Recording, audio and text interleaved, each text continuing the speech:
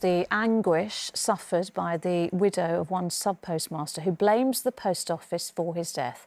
In an emotional and sometimes distressing interview with ITV News, Gowri Jayakanthan was speaking out for the first time since her husband died 20 years ago.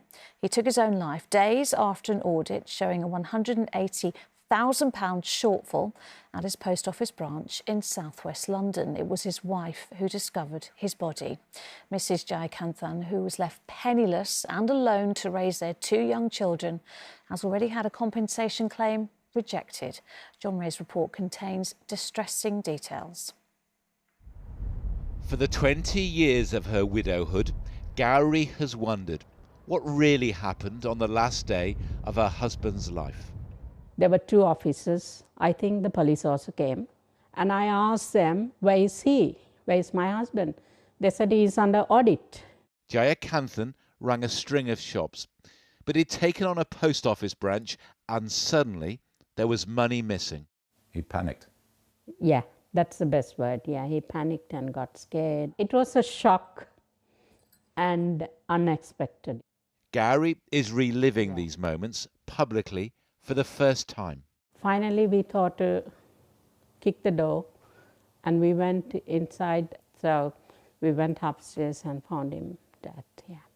I know 3 days I didn't sleep. 3 days I was crying. Your husband took his own life, but do you think somebody is to blame? I think the post office is to blame. The post office killed him? Yes, is to blame. Gowri describes her husband as an ambitious businessman and a generous father who worked hard to support their two young children. Then he bought a post office branch, and soon after the deal went through, auditors found a shortfall of almost £180,000 from the cash machine and safe. Within hours, Jayakanthan was dead. Oh my God, it was a really bad dream for me. Slowly, Gowri rebuilt her family's life. It was only when the flaws in the Horizon IT system became public that she sought redress. The independent post office panel admitted it had no reason to doubt that the audit and what it uncovered had a profound impact on Mr. Jayakanthan and resulted in him sadly taking his own life. Yet it rejected her claim for compensation, saying the discrepancies identified during the audit cannot, on the balance of probabilities, be presumed to be Horizon shortfalls.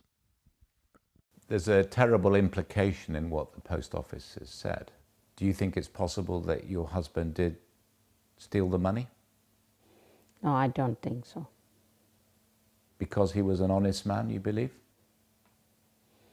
Yeah. As a husband, yeah. The branch is under new ownership, but 20 years on, the mystery remains. And the truth is, no one can account for the missing money. Even the post office, which concedes there is no Horizon data for the branch and limited relevant documentation in a case which cost a man his life. This case is an absolute tragic one, but one of too many, unfortunately. A post office have either destroyed records or in some cases just lost them. Then we should err on the side of the victim. And that's what certainly should happen in this case. Gowri's husband denied himself the chance to prove his innocence.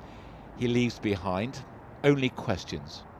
In the report, they say they believe it is not Horizon.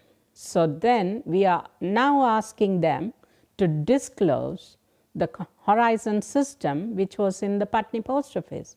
Do you think you've had justice? No, I'm very angry, disappointment. It cost me a lot. Personal, financial, I'm a widow, right? The post office told us they are sorry for the pain and suffering of Horizon's victims, that every case can be disputed and re-examined. But this was a scandal covered up for so long, some truths may be lost forever. John Ray, ITV News.